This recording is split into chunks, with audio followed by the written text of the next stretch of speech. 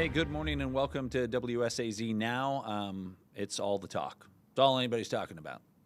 Well, I mean, Rob Johnson's still talking about Indiana, but you have to understand how excited Rob Johnson is about Indiana right now. It's just, I wore red yesterday in honor of Rob Johnson. He wasn't even here, just because I was so happy for him, because his Indiana Hoosiers won the national championship in football, and he's just on cloud. He said, I have heard from friends from college that I haven't heard from in 25 years. It's just everybody's so excited for him. And if you know somebody who went to Indiana, an unexpected championship, it's like the gift that they never expected to get, because they're like, oh, Indiana, they're doing great in basketball. Everybody expects that to happen. But, yeah, this is just unreal. So we're so thrilled for the Fighting Rob Johnsons that they won the national championship. So, yeah, I guess Rob Johnson's talking about that. What everybody else is talking about, though, is the weather. It's a big deal, and it's going to get to be a much bigger deal. Today is a little bit of snow outside, depending on where you live. But it's just one of those things where, you know, I think that we expect more. Dillon Gaudet joins us now. And, Dillon, this is, I say everybody's talking about it. Are you getting a lot of people who are already, I mean, today's only Wednesday. Are you getting people who are talking about what's ahead this weekend? Yeah, a lot of questions. Seems like a lot of people have travel plans this weekend, heading wherever they're going, because this system is expected to move in on the weekend. People may have had weekend plans. Right. And another big ski weekend, too, for a lot of people. It's not just MLK, but then, and now this weekend's going to be for the ski resorts. Just a bonanza. Yeah, absolutely. And we have seen some big changes, and this is also a cross-country storm. So it's making national news because it's basically 1,000 miles from Texas, southern Texas even in some instances, through the deep south and into now looking like the Mid-Atlantic and New England are even going to, those areas are going to get into the mix. Is that the update? I didn't know because that. So it's gonna get that high up? Further north, and Washington, D.C., for example, this could be one of their bigger snows in a couple years. But the forecast has become a little bit more challenging for us. It was challenging yesterday, yes, but now with it, the trend is it moving further north. We talked about this yesterday because so we have the morning meeting, and what we do is, you know, in the morning meeting, everybody's like, oh, okay, what's the latest, Dillon? So we talk about this in the morning meeting, and yesterday it looked like we were talking about maybe, you know, the coal fields getting like really hammered bad. Well, now it looks like maybe there might be even by Sunday some freezing rain there. Things are really changing right now on the models. Yeah, definitely. The further south that you are, there's a chance you see freezing rain moving in by Sunday morning, and then maybe even switching over to all rain. And that may not just be down south. We may, what the kind of situation looks like right now is Saturday is still expected to be a very cold day. But as more moisture works in, it's actually going to warm up the temperature a little bit, and that will turn us from some heavy snow late Saturday into Saturday night that may put down, you know, a couple inches at least, maybe several inches in spots. And then it's looking like we may turn over to some freezing rain, some sleet, which are those frozen ice pellets, or even just plain old rain for some areas. And that would lead to some really slushy, messy conditions, which is no fun to drive in. But then we've been talking about the kind of the backside of the system is still expected to be very cold. So you could see that rain and temperature in the mid-30s on Sunday, and then Sunday night into Monday, you drop into close to the single digits. That could lead to refreezing of all that slushiness. And again, yesterday it looked like, I was even talking about it on air, Chief Meteorologist Tony Cavalier was talking about it, that we were on the northern cold side of this, and it didn't look like this warm wedge, as we call it sometimes, works its way in. That did not look to be the case yesterday. It does look to be the case today in terms of what's on the way for the weekend. So that just complicates things. And, you know, a lot of people have been sharing screenshots of their, you know, the built-in iPhone weather app, which has been giving out. I've noticed that. Has been giving out snowfall totals really all week, which is, again, way too early for that. You're likely going to see some big swings in those numbers on your apps because of the changes that we're seeing. Okay. The changeover that we're talking about from Saturday night, possibly changeover, because you said that there's a possibility, depending on the temperature, how it swings. It may, depending on where you live in our viewing area, it may stay all snow. Then again, it may, like, for example, Parkersburg, and you're thinking Athens and that band that way may just stay all snow. Yeah. But possibly even into the Huntington-Charleston area, Sunday morning it may remain snow. If it does change over, or for the people that are going to change over, what time roughly are we expecting that? More around midnight Saturday into Sunday morning, or would it be like a daybreak Sunday? It's really too difficult to say at this time. Too difficult right now. You have to wait until definitely Friday. Too difficult to not. And even with the best agreement in the models, I still don't think we would know for sure until we really get into the event starting. So Interesting. We're getting that more. That's kind of, people are kind of used to that. The last several winters, the warm wedge has kind of been kind of the big thing. Yeah. So it's not theme, and it's not a surprise for a lot of people, I think. But what makes this one a little different than past events is that it is going to be so cold Saturday, and I think people may be seeing Sunday's forecast, for example, and seeing, it's gotten a lot warmer, and now my phone app's not showing snow anymore. Yeah. But you got to remember that still Saturday into Saturday night, we're going to likely see snow, and I don't see that really changing with this forecast. Okay. So doesn't really matter when that changeover happens on Sunday. It could already be a really messy situation. Okay. And one thing I find interesting about the models is they also show us what's called snow depth, and usually that takes into account like a warm afternoon. If you see a little coating of snow in the morning, it would say no snow depth into the afternoon because you'll be warmer. It'll just melt away. It drops that snow, and then there's rain pushing in on top of it, and it keeps that snow depth still pretty high after all of that rain. So that suggests it's going to be a cold rain, and I think it could really, if this scenario ends up happening, cause a lot more issues. I think what we need to, if we're kind of hoping for a best case scenario, would be it staying mainly snow for a lot of areas, because that slushy mess could just really make it a lot more difficult. We saw this last year, kind of the ice sandwich, where maybe we're not looking at as much ice as we saw with that event, but still the refreezing that we're going to see with it would just make it really, really difficult to clear out for sure.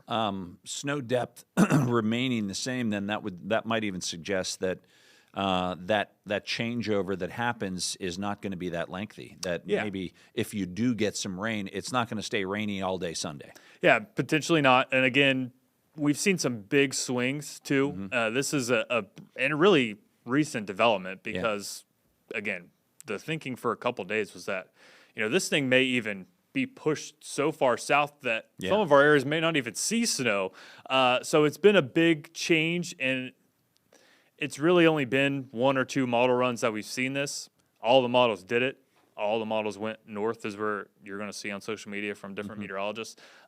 We have a new run coming in, the midday runs. The American model is the first one to come in. We should be able to see that pretty soon. And then the European model that meteorologist Nicholas Snyder should be able to talk about maybe at the end of midday. Do you expect it to change again? Is that common for the projections on these models, the American and European and Canadian models? Do they change day to day a lot, or do you not expect a big change from yesterday to today? I think we may see a big change because the energy associated with the system's still out over the Pacific Ocean. So what was a big problem at first, I think, that we just didn't, there's not a lot of, people aren't launching weather balloons in the middle of the Pacific Ocean. You don't have weather stations that are, Right. People have weather stations in their backyard. That data and a lot of weather stations gets sent directly to these models. Okay. When you have energy sitting over the moving over the open ocean. Yeah, we have to remember that this is still on. This is out beyond California. This is still Pacific Ocean. Still in the Pacific Ocean. So the hurricane hunters, because this is such a,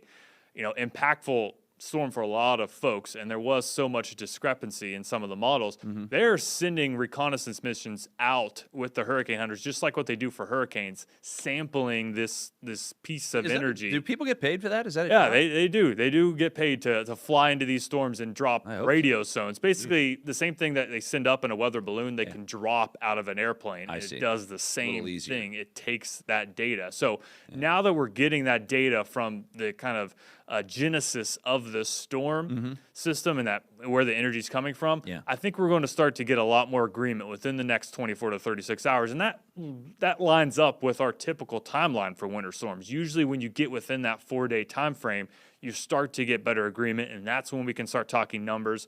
That's when we can start talking about exact timing. So I do think it's going to be really telling this next run that'll come in of the models, what it does. If it continues to go north, then that continues to change our forecast. If it kind of stays the same, then I think we can start to fine tune what you can expect. So, and again, we've been talking, I've said it, Tony said it, Nicholas has said it.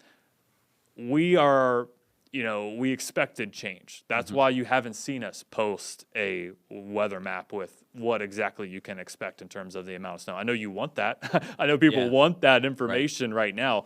But again, you can really be led astray. A little too early to tell because, look at what the meteorologist, you were talking in our morning meeting, the meteorologist in Charlotte, some of them who posted what they projected as snowfall totals.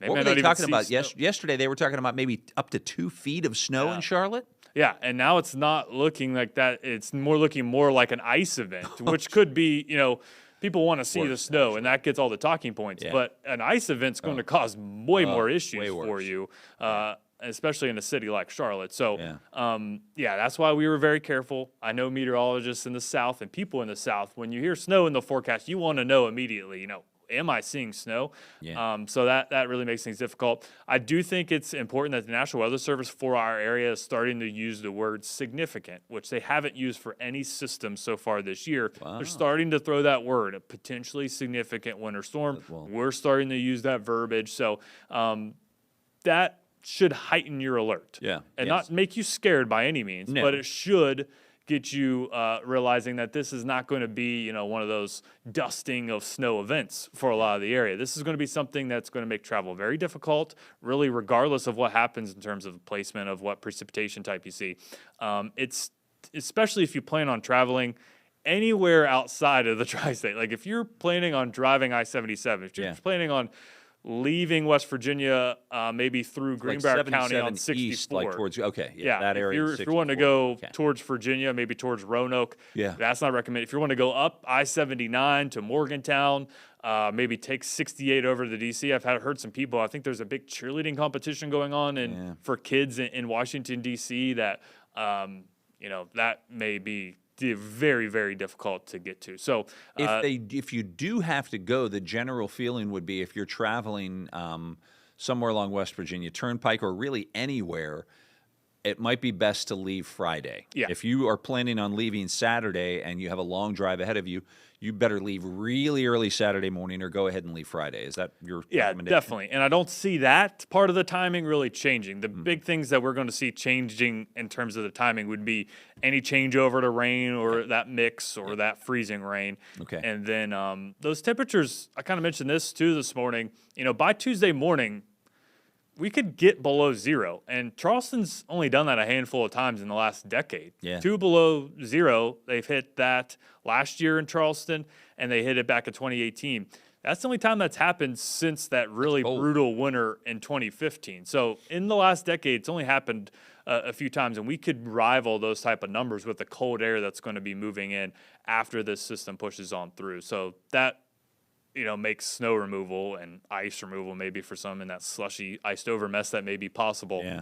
That makes that even more of a situation. Yeah, that's the follow-up. The follow-up story will be, we have to get through, today's only Wednesday. Yes. And you still have to look at how these models run, and you have to look at, and then compare the models. So what you guys do, describe that idea of, because some people, if they're not like the weather savvy folks or the big weather fans, and there are a lot of people out there who have complete knowledge of what I'm saying, but for people who don't know, describe these different models, how they're different, maybe why they're different, and how they present themselves in a different way.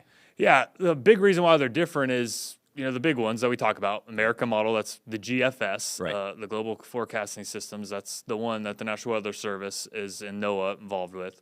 There's also the European model, which is widely regarded as one of the best, if not the best, weather models. And also, I like to look at the Canadian. It's a different one. What makes them different is they use different algorithms to determine what's happening in the future. But they have to have the initial data. So that's what we're talking about with the Hurricane Center.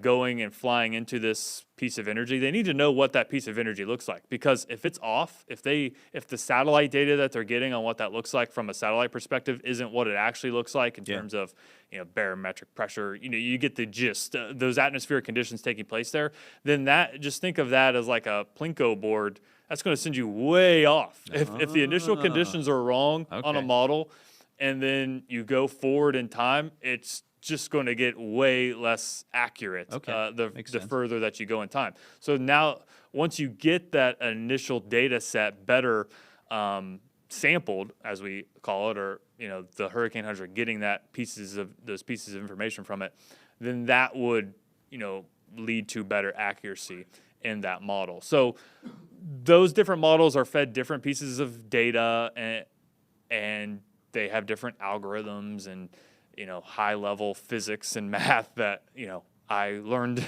back in school that I no longer really use anymore because I don't work on those models, but they use that to then project into the future. And again, the biggest thing is this is still over the ocean. Yes. And the Pacific Ocean. Yes. The largest ocean. Like, to me, that just is mind-blowing. It blows my mind to think that there's this system over the Pacific Ocean right now, and you guys are looking at that system and looking at how this jet stream's going and how this is going to affect it, and then the warm weather from the south, and then Canadian air. Like, it's just incredible to me that you guys can predict that, and then not just say, yeah, it's going to kind of create a mess maybe around here, but then as you get closer to the date, like, actually come up with some accuracy about how much snow is expected, whether it's going to be rain.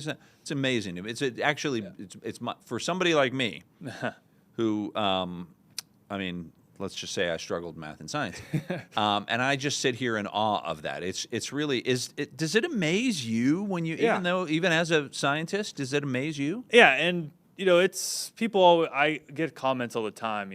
Weather forecasts were so much more accurate 20, 30 years ago. It may have seemed like that, but I don't think so. Yeah, people claim that, but I think the biggest change is that we do have more ways to sample these storms. We can send the hurricane hunters out there. The satellites are better. That even if the piece of energy is in the middle of the Pacific Ocean, our satellites are good enough to read basically most of what's happening within that storm. Yeah. Certainly, it can't get the exact wind, it can't get the exact temperature, I mean, but it can get really close. The dudes were putting magnets on boards. Yeah. Yeah. So take a look at the forecast. So the forecasts are more accurate now. One thing that makes this one challenging is that there has been such a shift. It was looking like we were having a pretty good idea of what this was looking like yesterday, and now with this northerly trend, and that also puts more why does cities. It shift? I think. Do you know? Is there a reason? Is there an answer? There is a kind of scientific reason. Okay. That piece of energy out west is looking a little bit stronger. Oh. So think of it kind of like yin and yang, opposite. Okay. So you have that really strong piece of energy out Ying's west. going like that's this. a Yang big dip okay. out west. Big dip, that jet stream that's going to eventually drop our temperatures. But the inverse of that is, on the other side of it, you get a big ridge. So warmer air works its way further north. Yeah. So as that gets stronger, that initial piece of energy out west, big dip in the jet stream out west, the opposite happens. You get that warmer air, that ridge that we call it, over the eastern United States, which allows for all that moisture then that's getting funneled in our area to push further north, those temperatures to climb a little bit further, and then you get that system working further north. And that was evident on every model that was going to take place. So that, I think, again, the new models are coming in now. We'll have a better idea of it by the end of midday. So Nicholas will be, of course, all over it because he is somebody who really knows his science when it comes to this kind of stuff. Yeah, so that boy's good. He knows the intricacies behind it. So once we get that, and if this trend continues, then we'll have to monitor that. But I'm hoping that we see less of this icy, slushy kind of mess, because that's kind of, Nicholas and I were talking, that would be a worst kind of case scenario for us, because it would provide all that heavy snow, and then you have the rain, and then you melt a little bit of that snow, but then it refreezes, and it just makes for a really complicated, then it gets really cold on the backside of it. To where if we get colder air and you stay a lot of that light, fluffy snow, then you would be seeing less power outages than what you would with a heavier, wet snow that then freezes. Absolutely. So, Fingers crossed for a lighter snow than a wet snow, Yeah. and especially fingers crossed that there's no ice. yes. So We do not want that freezing rain and ice because that's just a major problem. So what are you doing? Are you working tomorrow? Yeah, I'm working the rest of the week. Okay. So we'll be. So tomorrow at 10 o'clock, can we revisit this? Yes. Okay. All right. So there's the appointment TV. Well, I guess we can't call it TV. I mean, you could be watching it, right, Shannon? You could be watching this on your TV, right? Yeah, streaming TV. Yeah, streaming TV. So appointment TV / appointment phone. Anyway, just make an Slash appointment. tablet. Yeah, / tablets or whatever. Watch even. You could be watching it on your watch. So tomorrow around 10 o'clock, we'll revisit this if that's cool with you. Yes, absolutely. That's great. Okay. Thanks, Dillon. Yep. Really appreciate your time. And Shannon's getting ready to come up here with some news headlines in just a minute. So, again, appreciate it. So thank you so much. And tomorrow, 10 o'clock, we'll be here. Be here or, you know, we'll bring it to you either way, whether it's on the air or whatever. And if not, then Shannon will update you. He's always the man with the updates. And he looks so good. He's got the suit on, the tie. I look like such a slob. I really do. I mean, maybe I should wear. Although my wife's very happy about this shirt. So, and also special shout out to the West Virginia National Guard, Charlie West. They gave me that thing. Pretty cool. And Town of Man. I noticed that in the monitor too. So good coffee from the Town of Man. Really, I just made this at home, but I got the sticker from Man. So, hey, thanks for joining us. We'll be back here at 10 o'clock tomorrow morning with an update. Also, this afternoon, we have a special conversation at 2:30, around 2:30, right here on the WSAZ Now desk. Special conversation with a man named Sim Freisen. Some people may be like, hey, isn't that the car dealer? Yes, it was the car dealer. He has since retired. Sim was a hometown hero. He literally saved someone's life, a little baby who was in a car. Jatera McGee did the story for WSAZ a number of years ago. And I was talking with Sim, and he said, you know, that story, it was just the way it played out and the way everything happened. We just, you know, there are so many things going on in this world today. He was telling me, he goes, I'd love to revisit that story. And I said, oh, well, why don't we do it on the WSAZ Now desk? So today at 2:30, we're going to have Sim Freisen in here. He's going to stop by. And we'll play that story again, Jatera's story from years ago about that hometown hero. And Sim's going to revisit that and talk about how much of an impact that made on his life, even today, all these years later. So it should be a really special time. As we said, Shannon's getting ready. He's literally like sitting on deck right now in the on deck circle, ready to come in here. So I should just get up and you should take over. I still got to set up. He's got to set up. So, yeah, he's got to get all his stuff ready to go. It'll be a few minutes, but Shannon's coming on here with some news headlines. Anything that I should say in particular that you're going to be talking about? Obviously, still following the weather. Your camera's off. Hold on. Okay, there we go. Yeah. If you got my mic on. Obviously, we're following the weather like Dillon's been talking about. We have a little bit of snow video to show you. Okay. The situation in Wayne County, still following that and Okay. what's going on with that. And some couple of trials that we're looking at, and just kind of looking through my notes here of anything that's sticking out. Of course, the last couple of days I've been doing kind of like a trend of national days, but Yeah. I don't think I'm doing that today. Okay. And the Red Cross, they're needing a lot of they're short on blood supply. Heard about so, that, yeah. Give you some opportunities to maybe And be able to give some blood. From what this guy says, Red Cross is going to be really struggling by next week. Yeah, for sure. It's going to be tough to get around Monday, Tuesday. So if you're going to give blood, now would be the time to do it. So, okay. Hey, thanks, Shannon. And Dillon, thanks again. Appreciate it. That's it for now. We're getting ready to hear from Shannon in just a moment, so stick with us.